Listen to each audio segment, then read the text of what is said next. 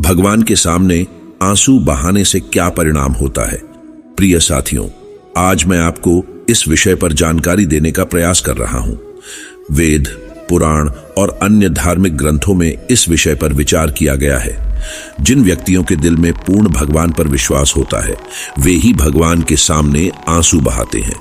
वे खुश और दुखी होने पर भगवान के समीप रहते हैं और हर स्थिति में उन्हें भगवान का ध्यान रहता है। वे जानते हैं कि भगवान देर कर सकते हैं, परंतु एक दिन जरूर उनकी इच्छा को पूरा करेंगे। जो व्यक्ति भगवान के सामने आंसू बहाते हैं, उनका भाग्य बदल जाता है और उन पर भगवान की कृपा बनी रहती है। उस व्यक्ति के साथ चाहे कुछ अच्छा ना भी हो, तो भी उसका भगवान पर पूर्ण भरोसा होता है कि भगवान ही उसकी सहायता करेंगे।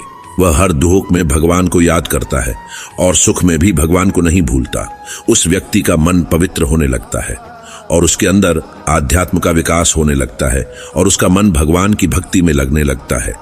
जब भी कोई व्यक्ति भगवान के सामने पहुंचता है, तो उसका दुख वहां भगवान को बताता है।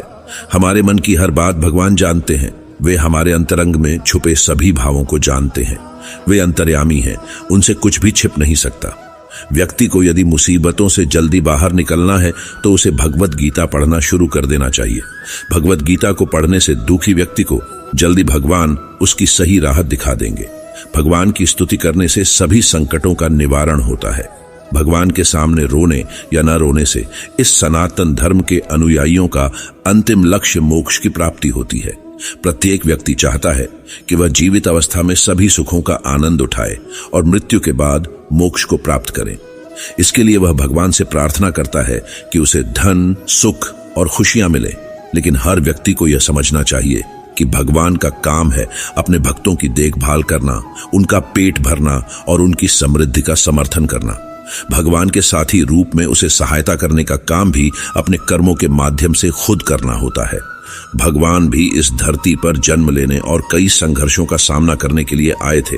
इसलिए सभी व्यक्तियों को जीवन को कैसे जीना है, उसके उपदेश दिए गए हैं। इस धरती को मृत्युलोक कहा जाता है, क्योंकि यहाँ पर व्यक्ति अलग अलग योनियों में जन्म लेता है और मरता रहता है। 84 लाख योनियां होती हैं, जिसमें से मनुष्य का जन्म पाने के लिए कई मुश्किलों का सामना करना पड़ता है। खाना पीना, बच्चे पैदा करना तो जानवर भी करते हैं, लेकिन मनुष्य का जन्म उसके लिए उपदेश देने के लिए होता है। इस धरती पर हम मोह माया में खोए रहने के लिए नहीं पैदा हुए हैं। यहाँ पर व्यक्ति अपने बुरे और अच्छे कर्मों के फलों का अनुभव करता है और जन्म मृत्यु के चक्र में बंधा रहता है। जो व्यक्ति अच्छे कर्म करता है, नेकी और भलाई का काम करता है और भगवान की भक्ति सच्चे मन से करता है, उसे भगवान की प्राप्ति होती है। वह व्यक्ति दूसरों को कोई हानि नहीं पहुंचाता, अपनी मेहनत से धन कमाकर अपने और परिवार का पालन करता है। वो इंसान से लेकर किसी भी जीव को हानि नहीं पहुंचाता है। ऐसे व्यक्ति को भगवान की प्राप्ति होती है। हालांकि इसका मतलब यह नहीं है कि व्यक्ति दुश्मनी और अन्याय को बर्दाश्त करे। भगवान ने समझाया है कि अन्याय और अत्याचार के खिलाफ आवाज उठाना चाहिए और न्याय के प्रति संवेदनशील होना चाहिए। भगवान कृष्ण ने अर्जुन को युद्ध के लिए उपदेश दिया था कि व्यक्ति को कायर की तरह जीवन नहीं जीना चाहिए। जो ईमानदारी पूर्वक जीवन जीता है, उस पर भगवान की विशेष कृपा होती है। उसके सभी दुख कम होने लगते हैं, बिना किसी विनती के। धीरे धीरे उसकी सारी परेशानियां कम होने लगती हैं। वह अपने मन में सदैव अपने इष्ट देव का ध्यान करता है और अनुभव करता है कि भगवान मेरे साथ है। वह जानता है कि भगवान की इच्छा और अच्छा होना सभी स्थितियों में उसके लिए ही होता है। इस रूप में वह भगवान की कृपा को समझता है। ऐसे व्यक्ति की विचारशीलता है कि वह संसार के सभी लोगों के मन को पढ़ सकता है और उन्हें सही और गलत के बीच अंतर का पता लगता है। उसके स्वभाव में सादगी और सभ्यता होती है और वह भोग विलासिता में आकर्षित नहीं होता। उसे जीवन के साधारण आनंदों का मजा आता है और ईमानदारी से धन कमाने की सोचता है। छल, बिद्दता उसके मन में नहीं होती है। प्रत्येक व्यक्ति अपने देवता से प्रार्थना करता है। भगवान के मंदिर जाने या भगवान की भक्ति करने पर उसके मन में अनेक अच्छे बुरे विचार आते हैं और वह अपने दुखों को रोक नहीं पाता है। भगवान के सामने रोना शुभ होता है, क्योंकि उससे भगवान को हमारे दुखों की जानकारी होती है। दूसरे लोगों को अपने दुख बताने पर वे हमसे कुछ मांग सकते हैं, लेकिन भगवान सहायता करने के लिए हमेशा तैयार रहते हैं। उन्हें हमारे दुखों को समझने की शक्ति होती है और वे हमें आराम दिलाने के लिए उपाय ढूंढते हैं।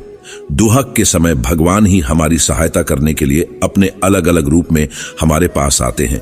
इसलिए हमें अपने दुखों को भगवान को बताना चाहिए और भगवान से सहायता मांगनी चाहिए।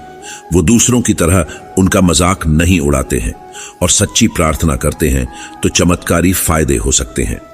धार्मिक पुस्तकों के पठन से मन में एकाग्रता और शांति मिलती है, जिससे आपकी चिंता समाप्त होती है और मानसिक तनाव कम होता है। भगवान आपके दुखों को दूर कर सकते हैं।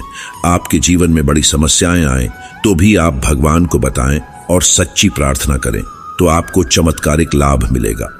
इस विश्वास के साथ कह सकते हैं कि इस दुनिया में हमें अलग अलग प्रकार के लोगों से सामना करना पड़ता है। कुछ लोग हमारे लिए सहायक बनते हैं जो हमारे बुरे दिनों में भी साथ देते हैं, और कुछ लोग हमें प्रताड़ित करने का प्रयास करते हैं। हम सभी को स्वीकार करते हैं, चाहे वे अच्छे हों या बुरे। उम्मीद करता हूं कि आपको वीडियो पसंद आया होगा।